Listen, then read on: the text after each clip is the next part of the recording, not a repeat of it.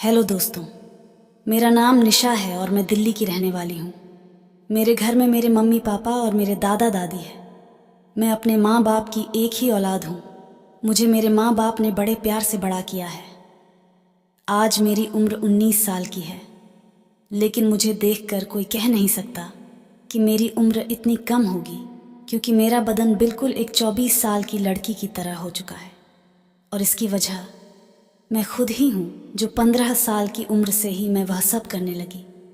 मेरे घर में 5 रूम हैं, एक में मेरे मम्मी पापा और दूसरे में मेरे दादा दादी, जो अब 60 से ज़्यादा उम्र के हैं और ज़्यादातर अपने कमरे में ही लेटे रहते हैं।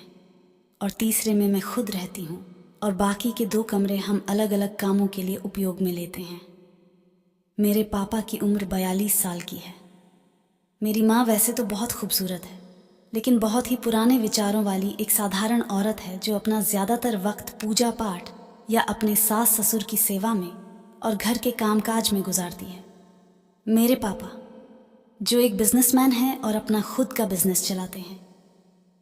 हम बहुत अमीर तो नहीं हैं, लेकिन हमारे घर में किसी चीज़ की कोई कमी नहीं है। मेरे पापा भी बहुत हैंडसम हैं, लेकिन मेरी माँ तो उन्हें टाइम ही नहीं दे पाती है। सिर्फ रात में जब उनके सोने का वक्त होता है, जब ही उनके पास जाती है। ये बात तब की है जब मेरी उम्र 18 साल की थी। एक रात हम सब खाना खाकर सोने के लिए अपने अपने रूम में चले गए थे कि तभी अचानक से मुझे लगा कि मेरे मम्मी पापा के रूम से लड़ने की आवाज़ें आ रही हैं। मम्मी पापा का रूम मेरे रूम से ही लगा हुआ था। मुझे ज़िंदगी में पहली बार लगा था कि मम्मी पापा की लड़ाई हो रही है, इसलिए मैं यह जानना चाहती थी कि वह लड़ क्यों रहे हैं। तो पहले तो मैंने सोचा कि मैं मम्मी से जाकर पूछूं, लेकिन फिर बाद में सोचा कि वह लोग मेरे सामने शर्मिंदा हो जाएंगे, इसलिए मैंने पूछना उचित नहीं समझा। लेकिन फिर भी मेरे मन में वजह जानने की इच्छा तेज़ होती गई, और जब मुझसे नहीं रहा गया तो मैंने उठकर देखने की कोशिश की। मेरे रूम में एक खिड़की थी जो उनके कमरे में खुलती थी।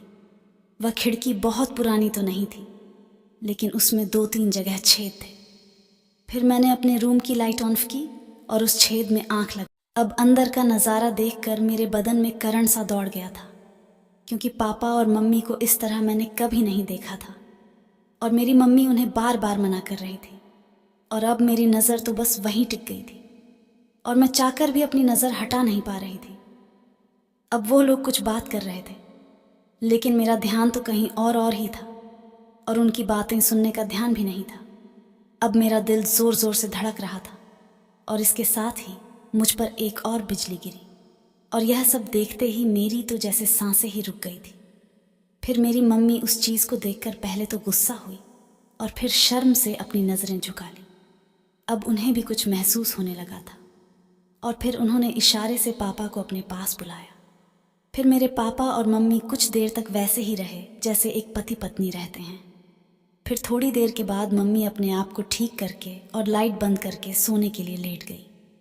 अब कमरे में बिल्कुल अंधेरा होने की वजह से मुझे कुछ नहीं दिख रहा था, तो तब मैंने भी जाकर लेटने की सोची, और फिर मैं भी अपने बिस्तर पर आकर लेट गई।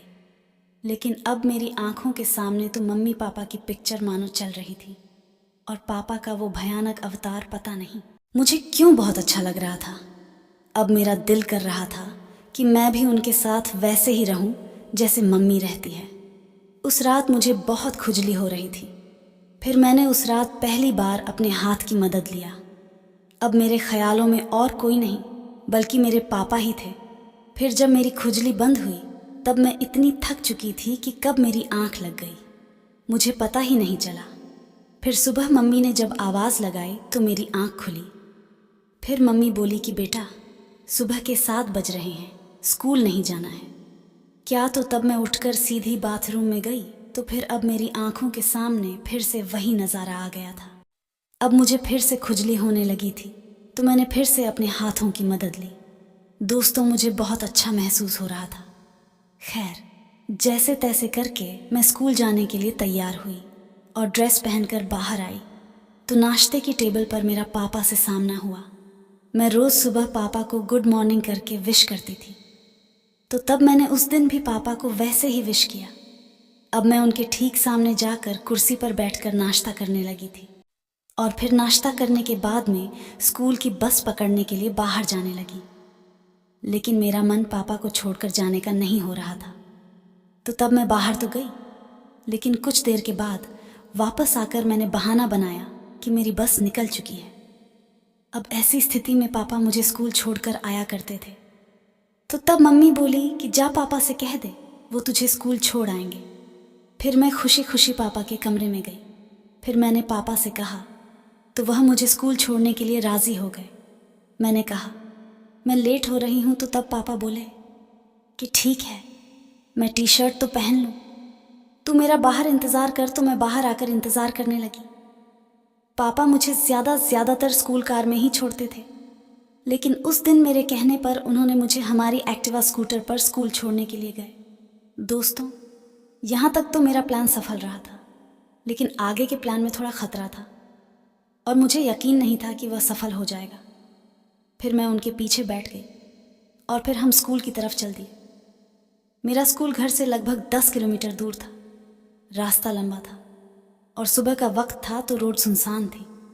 फिर जब हम घर से 2 किलोमीटर दूर आ गए, तो तब मैंने पापा से कहा कि गाड़ी में चलाऊंगा नहीं चलेगी। तो मैं ज़िद्द करने लगी। तब पापा परेशान होकर बोले कि ठीक है, लेकिन हैंडल मैं ही पकड़ूं। अब मुझे मेरा प्लान कामयाब होता दिख रहा था। फिर तब मैंने कहा कि ठीक है, और पापा ने गाड़ी साइड में रोककर मुझे अपने आगे बैठाया और मेरी बगल में से अपने दोनों हाथ डालकर हैंडल पक और धीरे धीरे चलाने लगे। लेकिन अब गाड़ी चलाने पर किसका ध्यान था? मेरा इरादा तो कुछ और था। और फिर इस तरह मस्ती करते हुए मैं स्कूल पहुंच गई। फिर पापा को जाते वक्त मैंने एक बार फिर से विश किया। अब पापा शायद मुझे लेकर कुछ परेशान हो गए थे, क्योंकि मैंने हरकत ही कुछ ऐसी कर दी थी। और मेरी तो पूछो मत, मेरी हालत तो इतना करने में ही बहुत ख़राब हो गई थी। फिर पूरे दिन स्कूल में मेरे दिमाग में पापा का ही ख्याल घूमता रहा और अब मेरा दिल कर रहा था कि मैं पापा के साथ गाड़ी पर ही बैठी रहूं। अब पता नहीं मुझे क्या हो गया था। ऐसा कौन सा तूफान मेरे अंदर था कि मैं पापा के साथ ऐसा करने के लिए ही सोचने लगी थी। खैर, आगे बढ़ते हैं। फिर मैं अपने मन की इच्छा और मेरे मन में चल रहे तूफान को लेकर घर पहुंची। अब उस वक्त लगभग बज रहे थे। अब घर दादा दादी के अलावा कोई नहीं था। मम्मी कहीं गई हुई थी और पापा अपने ऑफिस में थे। खैर, फिर मैं बाथरूम में गई और फ्रेश होकर बाहर निकली। तो अब मुझे बहुत सुकून मिला और फिर मैं सो गई। फिर मेरी आंख खुली तो शाम के 5 बज रहे थे। फिर मैंने नहा धोकर कपड़े पहने और मैंने कपड़े भी उस दिन कुछ अलग दिखने वाले पहने थे। अब पापा के आने का टाइम हो गया था, लेकिन मम्मी का कोई पता नहीं था कि आएंगी। फिर शाम के 6 बजे पापा ने घंटी बजाई तो मैं दौड़ती हुई गई और दरवाज़ा खोला। फिर पापा मुझे देखकर थोड़े मुस्कुराए और मुझे देखते हुए बोले कि बेटा, आज तो बहुत स्मार्ट लग रही हो। अब मुझे इतनी खुशी हुई थी कि मैं पापा को फंसाने में धीरे धीरे सफल होती जा रही थी।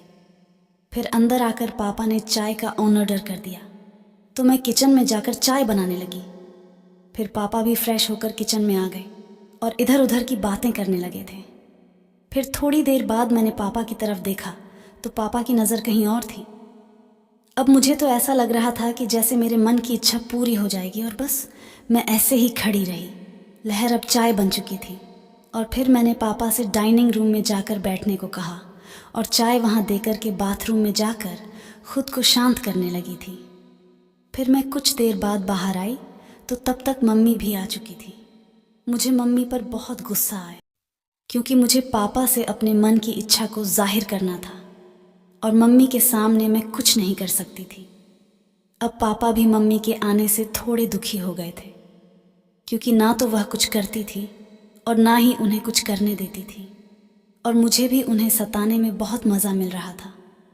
फिर खाना खाने के बाद पापा मुझसे बोले कि बेटी, चल थोड़ा घूम कर आते हैं, और मुझे लेकर घर के बाहर आ गए। फिर बाहर आकर उनका मूड चेंज हुआ और मुझसे बोले कि चल बेटा, पिक्चर देखने चलते हैं। तो तब मुझे पापा पर इतना प्यार आया कि पापा मेरे साथ अकेला रहने की कितनी कोशिश कर रहे हैं। खैर, फिर हम एक्टिवा पर सवार होकर एक सिनेमा में पहुंच गए और रास्ते में ही मम्मी को फ़ोन कर दिया कि हम पिक्चर देखने जा रहे हैं। जब सिनेमा में कोई पुरानी मूवी लगी होने की वजह से ज़्यादा भीड़ नहीं थी, पूरे हॉल में लगभग 30-40 लोग ही होंगे। अब मुझे पापा की समझदारी पर बहुत खुशी हुई थी। वह चाहते तो मुझे किसी बढ़िया पिक्चर दिखाने ले जाते, लेकिन उन्हें शायद कुछ ज़्यादा वक्त मेरे साथ बिताने थे। फिर उन्होंने सबसे महंगे टिकट लिए और फिर हम लोग बालकनी में जाकर बैठ गए। हमारा नसीब इतना बढ़िया चल रहा था कि बालकनी में सिर्फ हमारे अलावा सिर्फ एक ही लड़का था, जिसकी उम्र लगभग 18 साल थी और वह भी आगे की सीट पर बैठ गया था। अब तो हम दोनों को और भी आराम हो गया था। फिर पिक्चर चालू हुई, लेकिन पिक्चर पर किसका ध्यान होगा। अब मेरा ध्यान तो पापा की तरफ था और पापा भी तिरछी नज़र से मेरी तरफ देख रहे थे। अब बस शुरुआत करने की देर थी कि कौन करे। अब मैं तो पापा का साथ पाने के लिए वैसे ही मरी जा रही थी। और फिर उसी वक्त जैसे मेरे पैर पर किसी जानवर ने काटा हो, मैं खड़ी हो गई। फिर तब पापा ने घबराते हुए पूछा कि क्या हुआ। तो तब मैंने बताया कि मेरे पैर पर किसी कीड़े ने काटा है। तो तब पापा बोले कि बैठ जा, और अब काटे तो तुम मेरी सीट पर आ जाना। तो मैं बैठ गई और फिर 5 मिनट के बाद फिर से उछलते हुई खड़ी हो गई। लेकिन इस बार मुझे किसी ने काटा नहीं था, बल्कि मैं जानबूझकर खड़ी हुई थी। खैर, फिर पापा हंसते हुए बोले कि तू मेरी सीट पर आ जा। फिर तब मैं बोली कि पापा कोई बात नहीं, जैसे उस कीड़े ने मुझे काटा है ऐसे ही आपको भी काट लेगा। तो तब पापा बोले कि तू एक काम कर, मेरे बगल में बैठ जा। अब मैं तो पहले से ही तैयार थी, तो पापा के बोलते ही मैं उनके बगल में बैठ गई और पर्दे की तरफ देखने लगी थी। अब मैं उनकी बगल में बैठी हुई बिल्कुल छोटी सी लग रही थी, लेकिन मेरी उम्र उस वक्त 18 साल थी। फिर पापा मुझे पैसे देते हुए बोले कि कैंटीन से जाकर कुछ ले आओ। तो मैं बाहर गई और कैंटीन से कुछ खाने की चीज़ें खरीदी और फिर टॉयलेट में चली गई। और फिर जब तक वापस आई तो पिक्चर चालू हो चुकी थी। फिर मैंने पापा के बगल में बैठते हुए कहा कि पापा, मुझे आपके साथ बैठने में ज़्यादा अच्छा लग रहा है। फिर तब पापा बोले कि तो फिर 1 मिनट रुक, और बैठे हुए ही खुद को सेट करने लगे थे। अब मुझे अंधेरे में कुछ नहीं दिख रहा था। और फिर जब उन्होंने मुझे बैठने को कहा और मैं उनके बगल में फिर से बैठ गई, फिर थोड़ी देर के बाद मुझे एहसास हुआ कि जो मेरे मन में चल रहा है वही पापा के मन में भी चल रहा था, लेकिन वह कह नहीं रहे थे। फिर हार मानकर पापा को इशारा किया और पापा मेरे इशारे को समझ गए। और जिस तरह मम्मी पापा का साथ देती है, उसी तरह आज मैं पापा का साथ देने लगी। हम दोनों ने काफ़ी देर तक वहाँ एंजॉय किया। अब हम दोनों बिल्कुल शांत थे और बहुत थक गए थे। फिर 20 मिनट के बाद ही पिक्चर ख़त्म हो गई और लाइट जलती। इससे पहले ही मैंने खुद को ठीक किया। फिर थोड़ी देर के बाद लाइट जली और फिर हम दोनों हॉल से बाहर निकले। फिर बाहर आकर पापा मुस्कुराते हुए बोले कि पिक्चर कैसी लगी। तो मैंने जवाब दिया कि इससे बढ़िया पिक्चर मैंने आज तक नहीं देखी, लेकिन पापा, मुझे चलने में बहुत तकलीफ़ हो रही है। उसके बाद मुस्कुराते हुए पापा ने मुझे अपने गोद में उठाया और पार्किंग तक ले गए, क्योंकि हमारी गाड़ी वहीं थी। और फिर मैं मुस्कुराती हुई गाड़ी पर बैठ गई और फिर हम घर की तरफ चल पड़े। उस दिन के बाद से अब मेरे पाप मेरा बहुत ख्याल रखते हैं और मैं भी अपने पापा का बहुत ख्याल रखती हूँ। दोस्तों, इस कहानी का मुख्य संदेश यह है कि हमें अपने अनुभवों को साझा करने और अपने विचारों को व्यक्त करने से कभी नहीं चूकना चाहिए और उन रिश्तों को कभी नहीं भूलना चाहिए, क्योंकि यह बातें न केवल हमें जोड़ती हैं बल्कि दूसरों के लिए प्रेरणा भी बनती हैं। दोस्तों, ये काल्पनिक कहानी थी। इसका उद्देश्य किसी को उत्तेजित करना नहीं है। इसका वास्तविक घटना से कोई संबंध नहीं है।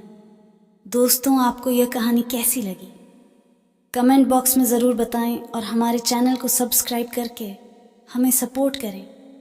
हम आपके लिए रोमांटिक कहानियाँ लाते रहेंगे। धन्यवाद।